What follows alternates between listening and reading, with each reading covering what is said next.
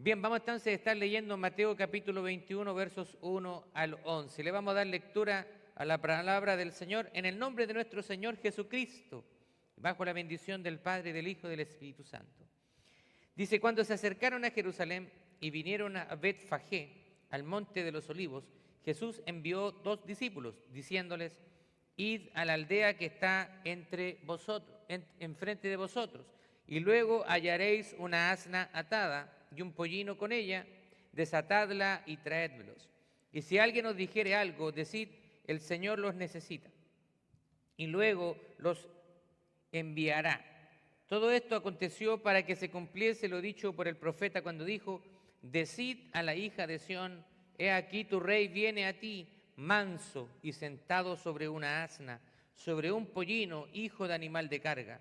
Y los discípulos fueron e hicieron como Jesús les mandó, y trajeron el asna y el pollino, y pusieron sobre ellos sus mantos, y él se sentó encima. Y la multitud, que era muy numerosa, tendía sus mantos en el camino, y otros cortaban ramas de los árboles y las tendían en el camino, y la gente que iba delante y la que iba detrás aclamaba diciendo, Hosana al Hijo de David, bendito el que viene en el nombre del Señor, Hosana en las alturas. Cuando entró él en Jerusalén, toda la ciudad se conmovió diciendo, ¿quién es este? Y la gente decía, este es Jesús, el profeta de Nazaret de Galilea. Amén, tome asiento. Bueno, tradicionalmente como iglesia hemos celebrado la última semana, lo que le llamamos la Pasión de Cristo, y el día de hoy conmemoramos la entrada triunfante de Jesús a Jerusalén, una semana antes de entregar su vida en la cruz. Así que cientos o, si no decirlo, miles de iglesias alrededor del mundo están conmemorando esta fecha. Ahora, pero una pregunta que le tengo para hoy es, ¿usted sabía que este evento fue profetizado antes de que sucediera? Alrededor del año 605 a.C., este evento con detalles acerca del Mesías había sido profetizado por el profeta Zacarías, y lo encontramos en Zacarías capítulo 9, verso 9, que dice, alégrate mucho, hija de Sión, da voces de júbilo, hija de Jerusalén. He aquí, tu rey vendrá a ti, justo y salvador, humilde y cabalgando sobre un asno, sobre un pollino, hijo de asna. ¿Se da cuenta que la Biblia es muy exacta, es muy precisa cuando nos entrega esta profecía, porque Jesucristo la cumple a cabalidad? Ahora, este profeta está escribiendo 605 años antes de que este evento sucediera. Ahora, si nosotros retrocedemos ese tiempo, usted va a ver que Babilonia, que actualmente es el estado de Irak en el Medio Oriente, era la nación más poderosa sobre la tierra y es la que dominó al mundo varios siglos antes de Cristo. Ahora, los israelitas fueron llevados cautivos durante un periodo de más o menos 70 años a Babilonia. Y se calcula que el cautiverio fue aproximadamente desde el 586 a.C. hasta el 537 a.C.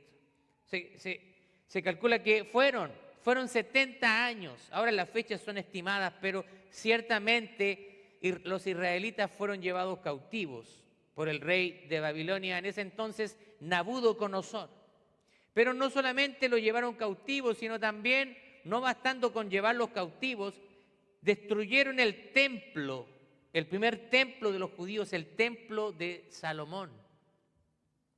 Ahora, todo esto, cuando venían este tipo de invasiones, había una destrucción total, había muerte, tomaban también rehenes, tomaban a las mujeres, y era algo terrible para poder estar ahí y ver eso y presenciar eso. Pero también eso había sido producto de la desobediencia del pueblo. Dios había advertido, pero ellos no habían escuchado.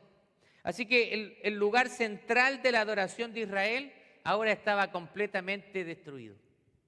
Recuerde que el templo de Salomón significaba para Israel el centro de su adoración.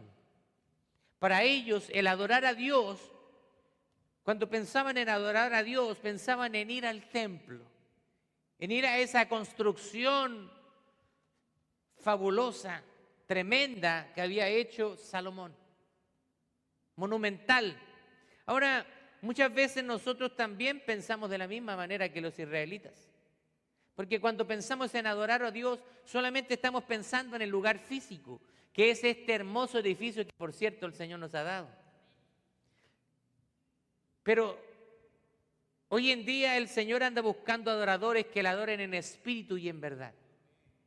Y usted puede adorar a Dios en todo lugar, no solamente acá cuando estamos reunidos. Por supuesto que acá cuando estamos reunidos tenemos una adoración colectiva. Quiere decir que como cuerpo adoramos juntos, pero cada uno de nosotros tiene la posibilidad de adorar al Señor donde quiera que estemos. Así que aquí vemos que había sido destruido este templo y ellos fueron brutalmente golpeados y obligados a dejar su nación.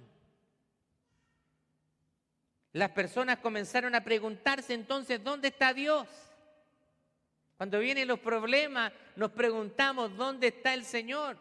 ¿Por qué permite que me suceda esto? ¿Por qué permite Dios que me pase esto a mí? Ahora quizás tú te estás preguntando lo mismo hoy en día cuando estás pasando situaciones difíciles, cuando estás pasando problemas, circunstancias adversas. ¿Dónde está Dios? ¿Te has preguntado tú eso? ¿Dónde está Dios? Creo que más de algunos de nosotros nos hemos preguntado en algún momento. Y aunque los israelitas estuvieron en Babilonia alrededor de 70 años, ¿sabe qué? Dios estaba ahí con ellos.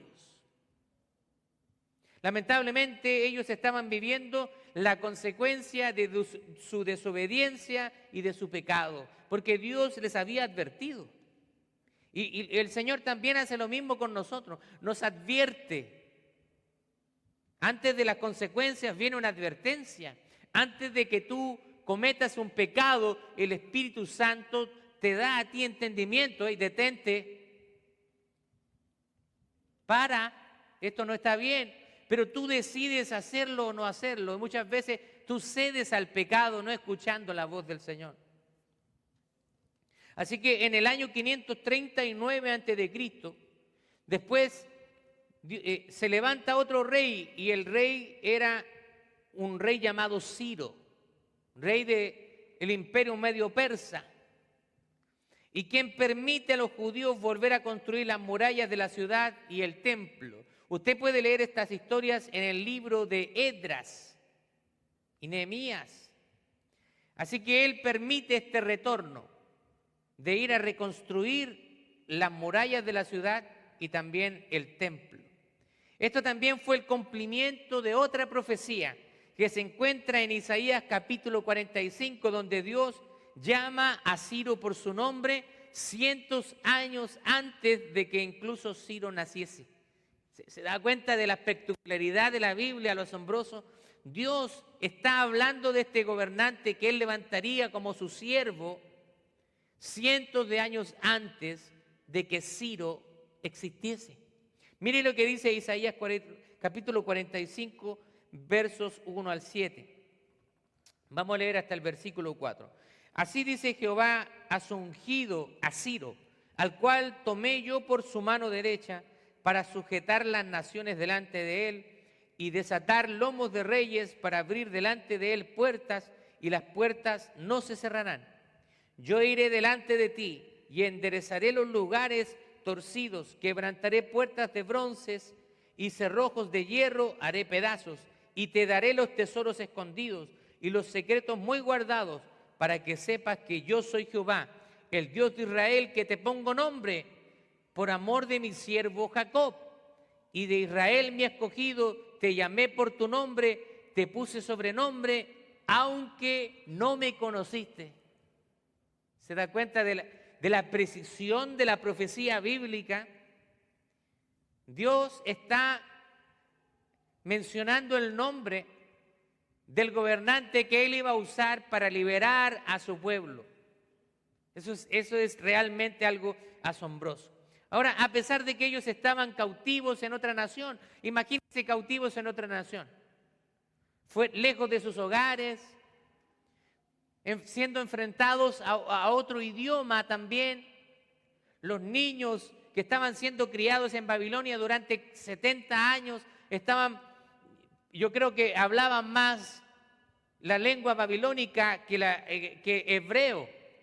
Y a veces nosotros somos como ese pueblo, ¿no?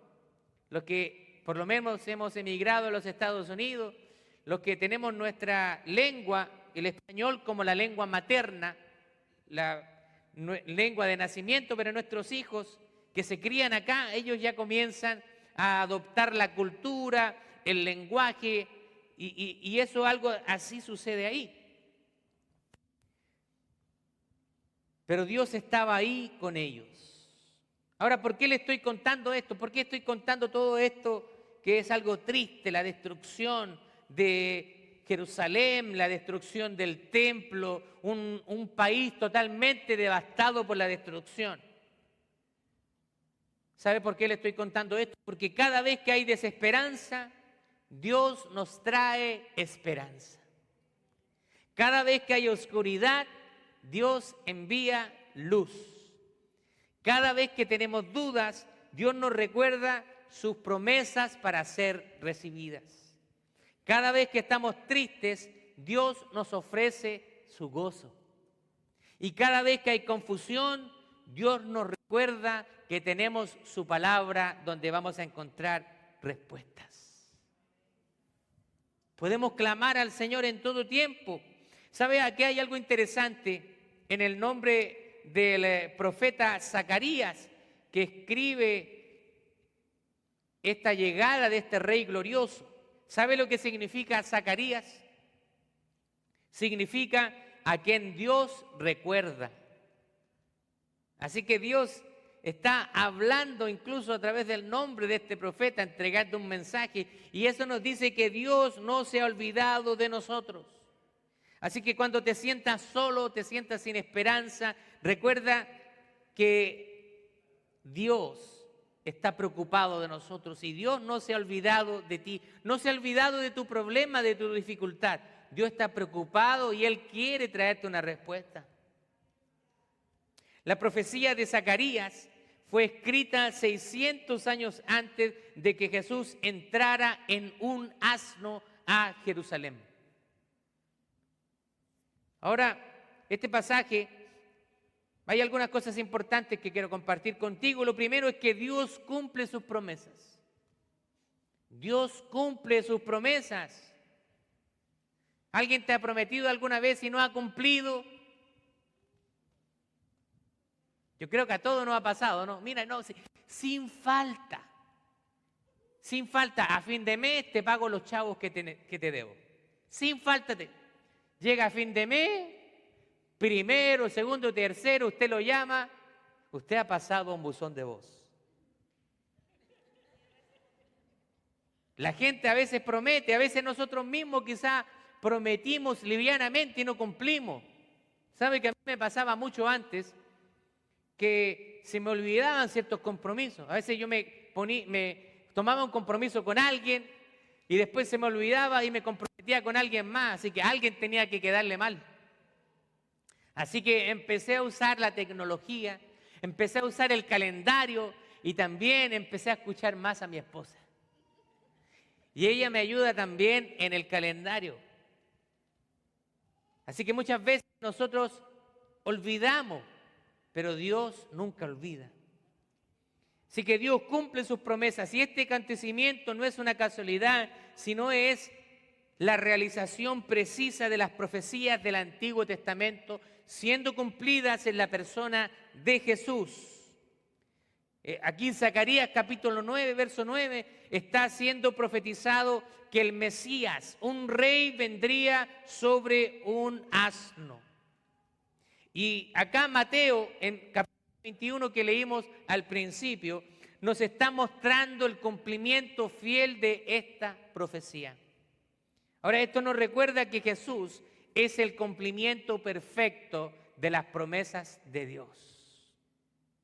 Y podemos nosotros confiar en que Dios va a cumplir también sus promesas en nuestra vida. ¿Cuántos creen eso? Ahora, aquí hay algo interesante en esta profecía, ya que este es un asno que no había sido jamás montado. Usted sabe que en ese tiempo, quizá en algunos lugares todavía lo hacen, este tipo de animales se utilizaban como animales de carga. Y este animal no había sido montado jamás por una persona. Mire lo que dice Marcos capítulo 11, versos 2 y 3, y les dijo: vayan a la aldea que está enfrente de vosotros, y luego que entren a ella, van a hallar un pollino atado, en el cual ningún hombre ha montado. Desátenlo y tráiganmelo. Y si alguien les preguntare por qué hacen esto, díganle que el Señor lo necesita y luego lo devolverá. ¡Wow! En ese tiempo, estos animales eran una especie de transporte. Se utilizaban como carga, pero también para transportar a las personas. Esto es algo como que alguien un día toca la puerta de mi casa y me dice: el Señor me dice que le dé la llave del carro. Imagínense, aquí está la llave del carro y un desconocido. Yo siempre he pensado, aunque aquí la Biblia no lo dice, pero yo creo que estas personas que eran dueños de ese asno, Dios tiene que haber tratado de una manera especial con ellos. No sé de qué manera ellos sabían, pero no se opusieron. Porque Jesús le dice, y si les preguntan, díganle que el Señor lo va a devolver. Yo creo que el Señor tiene que haber hablado a ellos. Si no es a través de un profeta, a través de un sueño, una visión, pero yo estoy seguro que Dios les tiene que haber hablado a ellos. Ellos estaban esperando. Entonces, ellos están esperando la password, la palabra mágica. El Señor dijo que lo devolvería. El Señor, es para el Señor. Llévense el asno. Gloria a Dios. Así que esto es el cumplimiento de una profecía. Ahora, el hecho de que el asno no había sido montado es un detalle muy significativo en este relato. Porque en esa cultura judía, montar un animal que no había sido utilizado previamente en una carga o en viaje era una muestra de respeto, algo sublime. Era un honor para una persona montar a un animal como este por primera vez, ya que también se consideraba una muestra de respeto y se consideraba adecuado para un propósito especial. En este caso, para el cumplimiento de una profecía mesiánica. Ahora la pregunta es, ¿por qué Jesús no vino en un caballo o un gran carruaje? Nosotros cuando entramos a algún lugar, nos gusta que suenen bombos y platillos. Aquí vengo yo. Nos gusta eso, ¿no? Nos gustan los aplausos. Yo creo que todos nosotros tenemos que luchar con eso, con la vanagloria, que los aplausos no sean para nosotros. Si Dios te usa en algún momento, Dios te usa en la predicación, en la música, en algún ministerio, dale la gloria a Él. No te lleves tú la gloria. Pero si quizá fuéramos nosotros los que entráramos a la ciudad, nosotros nos gustaría entrar en un tremendo carro. Y aquí no sé por qué, pero me estoy imaginando algunas personas que vienen con un carro, eso es como tirado a piso, que dicen. Y vienen manejando y bajan todas las ventanas. Porque quieren hacer sentir que tienen un subwoofer hasta y entrando a Jerusalén. Eso también lo vemos aquí en las calles de Scranton, ¿o no? Algunos que pasan y quieren hacerse notar que ellos van, ¿ah? Miren, tengo un estéreo, tengo una radio, miren mi carro, me compré rings nuevos. Quieren hacerse notar. Yo digo, si te gusta escuchar la música fuerte, súbete las ventanas y escucha tú. ¿Por qué no tienes a toda la ciudad escuchando tu música? Aparte que es música, ya usted sabe. Pero Jesús en su humildad y cumpliendo su propósito, no exaltándose a sí mismo, sino tomando esa forma de siervo, como dice el apóstol Pablo. Él viene humildemente en un asno. ¿Sabe por qué? Porque en los tiempos bíblicos el rey usaría un asno como señal de paz y de humildad. Entrar en un asno era un sinónimo de humildad y de paz, porque no es un animal que puedas cabalgar, no es como un caballo que tú lo haces galopear. Un asno es un animal que camina lentamente. Te va a llevar lejos, pero de a poco. Entonces, cuando alguien entraba en un asno, era una señal de paz, de humildad. Ahora, quiero mostrarte un contraste. En el libro de Apocalipsis, en el capítulo 19, versos 11 al 16, no lo tenemos acá en pantalla, pero anótalo y puedes leerlo en tu casa. Jesús se describe como el Rey de Reyes y Señor de Señores, y ahora Él viene y se presenta montado en un caballo blanco. Y el caballo blanco es símbolo de pureza, de victoria, de justicia y de poder. La imagen de este caballo blanco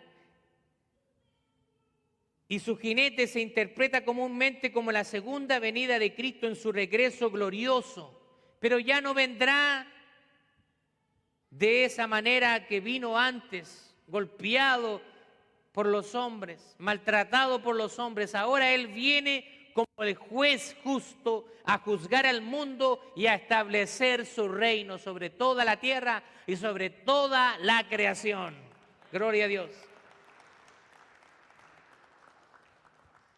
Esta descripción de Jesús entrando en este caballo blanco también está enfatizando la victoria de Jesús sobre el mal y sobre la injusticia, así como su autoridad suprema sobre toda la creación. La palabra del Señor dice que cuando Él venga, va a venir con voz de mando, con voz de arcángel y con trompeta de Dios. Y dice que los muertos en Cristo resucitarán primero y luego nosotros, los que estemos vivos cuando Él venga, vamos a ser arrebatados para recibir al Señor y en las nubes y así estar para siempre con Él.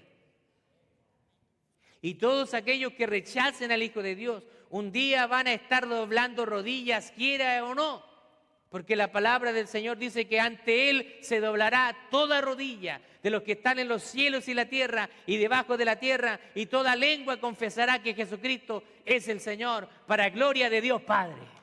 Gloria a Dios. Él es el Rey de Reyes, el Señor de Señores. Y la Biblia nos habla de la humildad de nuestro Salvador.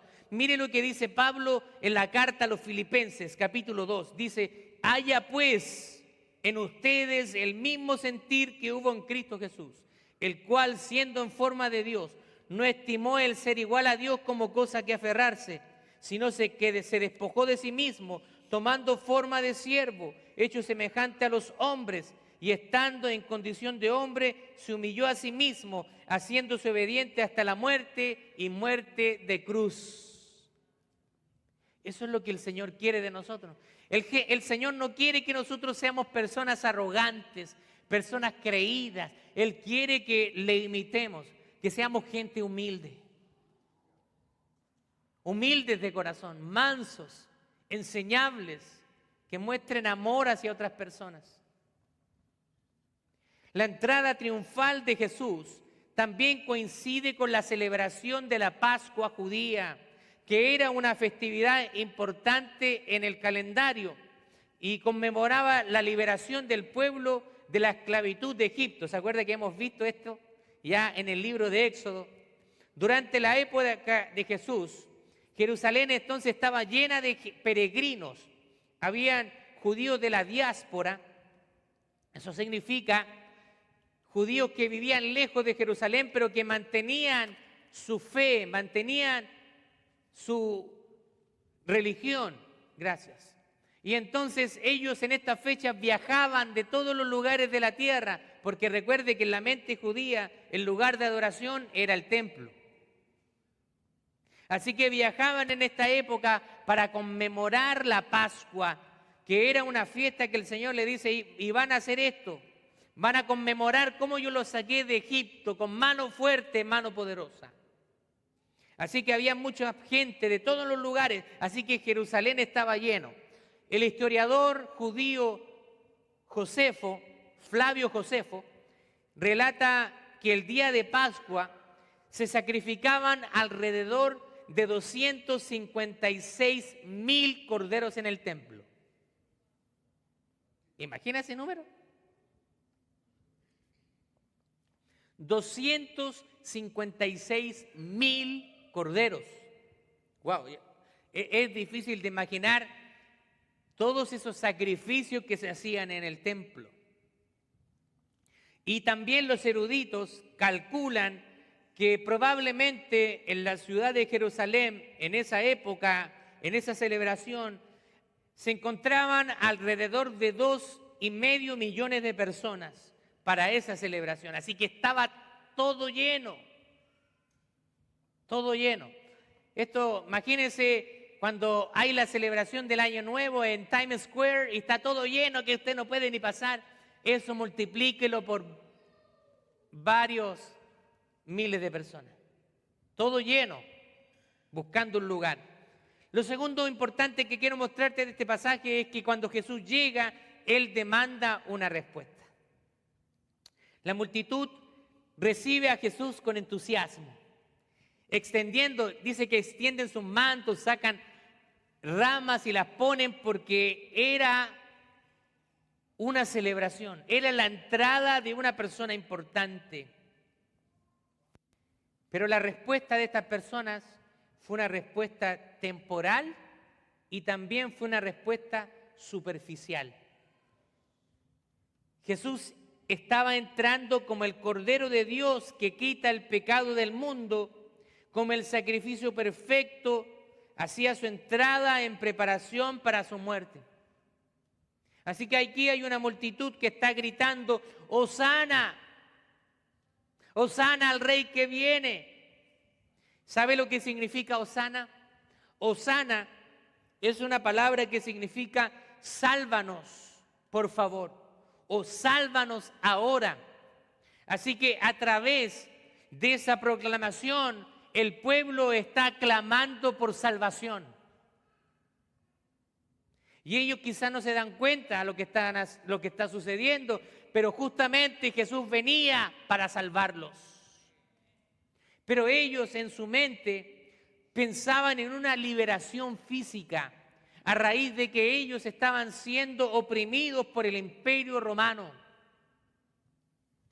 Ellos pensaban en una liberación de esta opresión, pero Jesús dice, mi reino no es de este mundo. Yo no soy ese tipo de rey que quiere dominar las naciones y extender un territorio. Yo soy un rey que viene a darles vida y vida en abundancia. Jesús es aquel rey que te da una nueva vida, un nuevo nacimiento. Él quiere salvar tu alma. Así que el pueblo está gritando, Hosana. El pueblo quería una liberación de ese yugo opresor de Roma. Pero Jesús venía a dar una libertad espiritual. Y Él venía para derrotar la muerte. Él vino para derrotar el pecado. Él vino para derrotar a Satanás. Él vino para derrotar al mundo. Y Él también vino para derrotar la carne. Porque tú no puedes vencer el pecado ni los deseos de la carne sin el Espíritu Santo de Dios. Y esta misma actitud que lo aclamó como rey, pronto también gritaría, crucifíquenlo, crucifíquenlo. Y muchas veces nosotros pensamos en esta multitud y decimos, oye, esta gente hipócrita, malagradecida, de doble ánimo, Le están gritando una semana antes, Hosana, y a la semana siguiente, crucifíquenlo. Pero muchas veces nosotros somos así. Muchas veces somos iracundos. Estamos aquí, estamos acá, y a veces estamos aquí y acá, y a veces con nuestros actos negamos al Señor. Tiempos buenos lo alabamos, vienen los tiempos de temporadas difíciles, nos rechazamos a Dios, lo cuestionamos a Dios. Ahora, mi pregunta para ustedes es, ¿nosotros lo seguimos con fidelidad y devoción genuina? ¿O buscamos solamente a Jesús cuando nos conviene? Solamente buscamos a Dios cuando nos conviene.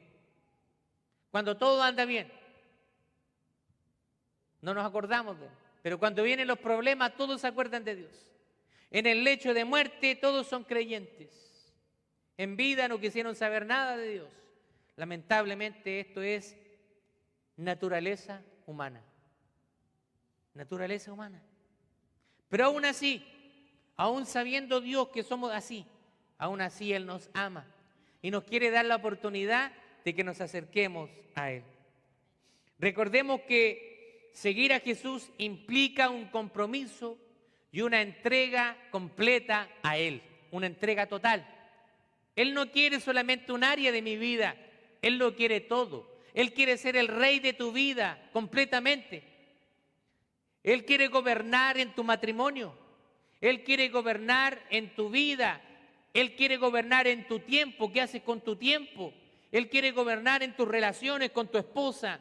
Él quiere gobernar en la relación con tus hijos. Él quiere gobernar en tu trabajo. Él quiere gobernar en tus finanzas también. Él quiere gobernar en toda área de tu vida. Lo tercero importante que quiero compartir con ustedes es el reino de Jesús es un reino diferente. Jesús no entró en Jerusalén para establecer un reino terrenal, sino un reino espiritual donde abunda el amor y la redención. Su elección de montar un humilde asno en lugar de un caballo de guerra es un recordatorio de la naturaleza humilde y compasiva de nuestro Salvador. Ahora nosotros como seguidores de Cristo debemos también ser llamados a vivir en este reino, priorizando el amor, la justicia y el servicio. Porque Jesús no vino, dice Él que no vino a ser servido, sino que Él vino a servir y a entregar su vida por rescate de muchos.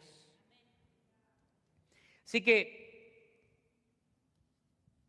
en el reino de Dios nosotros tenemos que dejar a un lado las ambiciones personales y las ambiciones egoístas. Esta semana hablaba con un hermano acerca de que como hijo de Dios, y escúcheme, si usted no está sirviendo a Dios, usted no ha entendido verdaderamente su llamado. Porque cuando somos llamados por Dios, y esto no quiero que lo tome a mal, no quiero que nadie se sienta que lo estoy persiguiendo aquí.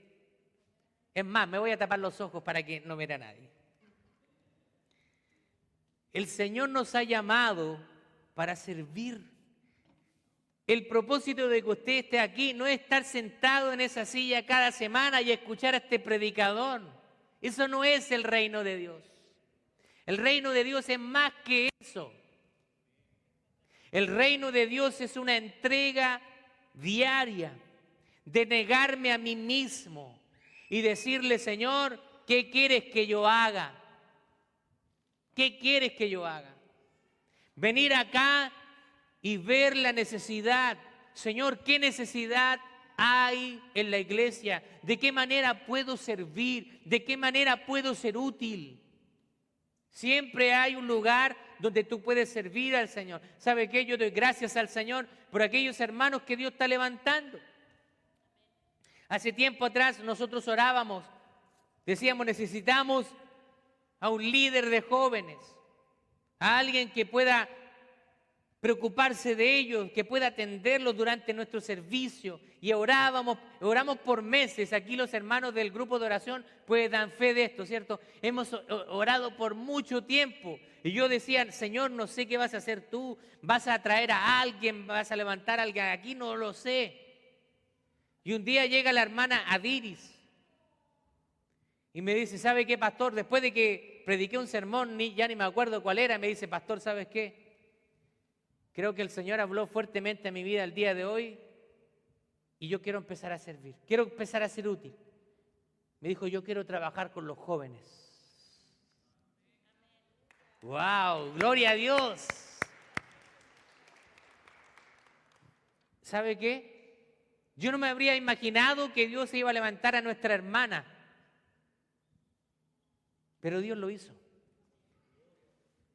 Dios levanta a quien quiere. Por eso te quiero animar a que tú puedas ponerte al servicio del Señor. Búscanos a nosotros, a los pastores, a los líderes, y ¿en qué puedo ayudar? Hay mucha necesidad y tú puedes ser útil en la iglesia del Señor. Somos llamados para servir y para involucrarnos en la obra del Señor y ponernos manos a la obra. Es arremangarse las manos para ir a trabajar. Ya voy a estar concluyendo. La entrada triunfal de Jesús en Jerusalén nos recuerda el poderoso cumplimiento de las profecías del Antiguo Testamento. Pero también hay una necesidad de una respuesta genuina y comprometida a su llamado para establecer el reino de Dios.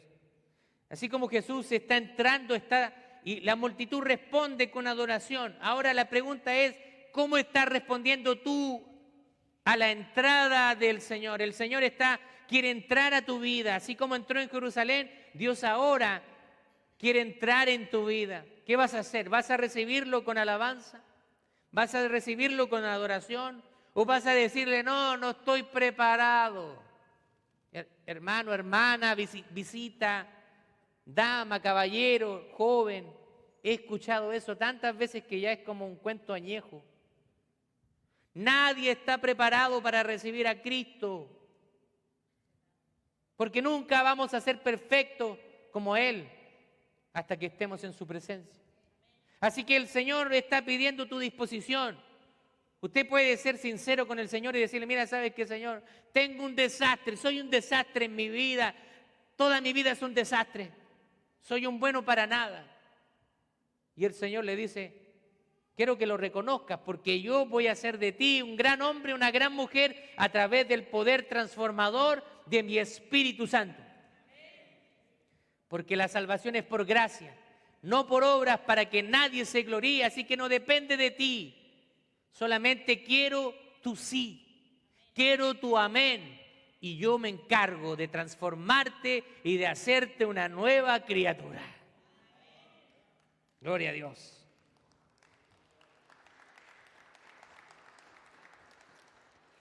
Quiero darle 3 puntos de aplicación. Primero, comprométase de verdad con Jesús.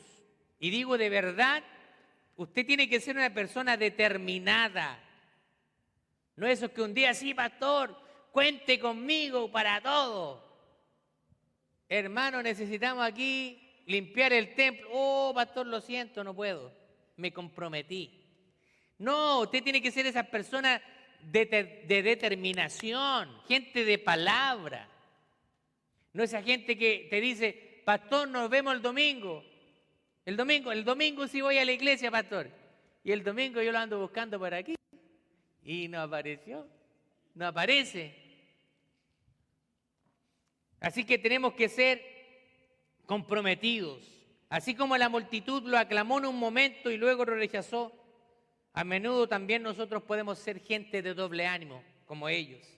Pero Cristo quiere que nosotros podamos reconocer que Él es verdaderamente el Señor de nuestra vida. Segundo, el Señor nos llama a imitar su humildad y su actitud servicial hacia los demás.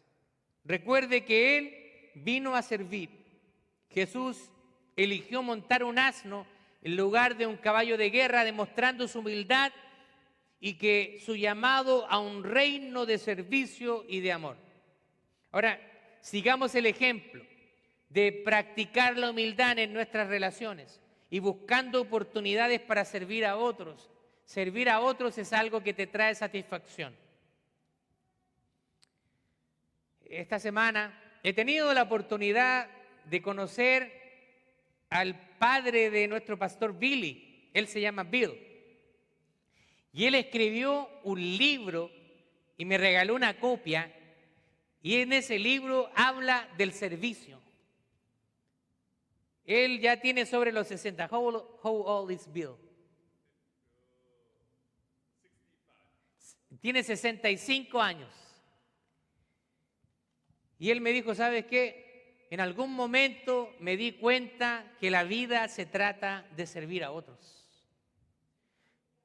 Y él toma tiempo para hacer diferentes clases de servicios. Y él se levanta temprano, sale con su carro y me dice, a veces mi esposa te dice, ¿qué estás haciendo? Pero si no te están pagando nada. We are not receiving any payment for this. Pero él le dice, ¿sabes qué? Pero esto me llena el alma. Esto realmente es algo que yo siento que estoy haciendo para Dios. Lo he visto varias semanas aquí. Un hombre bien trabajador le hizo una oficina al pastor Billy. Nuestras oficinas parecen oficinas de pobre comparadas con las oficinas del pastor Billy. Pero ¿qué quiero decirles con esto? Que él me dijo, lo entendí tarde. Pero quizás nosotros no tenemos 65 años. Quizás algunos de nosotros tenemos 25, 30, 35. Usted está en la flor de la vida todavía. Tiene fuerza. Yo me siento como de 25, aunque mi cuerpo me diga que ya tengo 40 y tantos.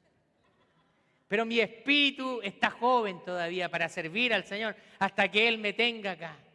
Así que cuando nosotros entendemos de que el reino de Dios significa servir a los demás, su vida va a ser transformada y usted va a recibir ese gozo que hay en servir a otros. Así que imitemos y tenemos que buscar también oportunidades de servir a los demás. Recuerde lo que dijo Jesús, es mayor el que sirve y el que se humilla será exaltado. Y por último, viva como un ciudadano del reino de Dios. Jesús vino a establecer un reino espiritual, no un reino terrenal. Así que como seguidores de Cristo nosotros somos llamados a vivir de acuerdo con los valores y principios del reino de Dios. Que la gente nos tome en serio. Usted ha conocido gente que usted dice, ese no hay que creer, hay que creerle un 10% de lo que dice. ¿Ha conocido gente así? Yo sí. A veces cuando vienen conmigo con cuentos, ya, déjate de cuento, le digo. Me has prometido como 1000 veces.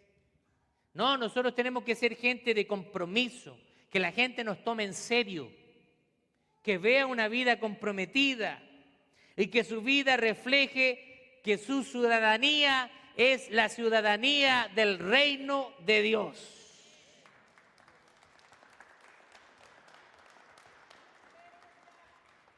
Algunos anhelan la ciudadanía terrenal. Los que están viviendo en los Estados Unidos quieren llegar a ser ciudadanos americanos. Es un buen sentir, no es algo que esté mal para nada. Si usted ha estado viviendo en este país, ama a los Estados Unidos, usted quiere hacerse un ciudadano, gloria a Dios.